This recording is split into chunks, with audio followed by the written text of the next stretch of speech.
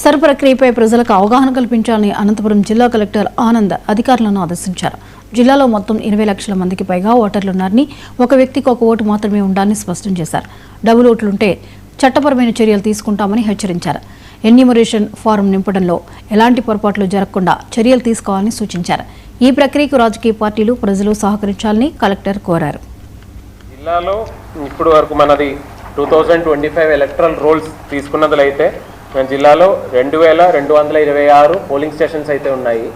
దాంట్లో 20,38,523 మంది ఓటర్లు ఉన్నారు జిల్లా వ్యాప్తంగా.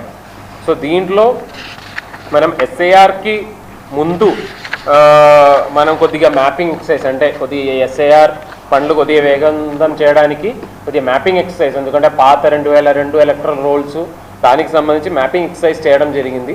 దాని తర్వాత మనం ఎప్పుడైతే ఎస్ఐఆర్ మనం మొదలు పెట్టి ఉన్నామంటే ఎస్ఐఆర్ చట్ట ప్రకారం ఎస్ఐఆర్ యాక్టివిటీస్ మొదలు పెట్టి ఉన్నారో అప్పటి నుంచి మేజర్గా మనం చేయాల్సిన యాక్టివిటీ ఏంటంటే హౌస్ టు హౌస్ విజిట్ చేసుకొని ప్రతి ఒక్కరికి ఈ 20 లక్షల సుమారు 20 లక్షల మంది దాకా ఓటర్లు ఉన్న ప్రతి ఒక్కరికి కూడా ఎలక్ట్రల్ ఫాము ఇవ్వడము, అదే కాకుండా వాళ్ళతో మాట్లాడుకొని ఆ ఎలక్ట్రల్ ఫాము వెనక్కి తీసుకోవడము, ఆ తీసుకున్న ఫామ్ని మనం డిజిటైజ్ చేసుకోవడం, ఈ యాక్టివిటీ ఇప్పుడు జరుగుతున్నాయి. ఇప్పుడు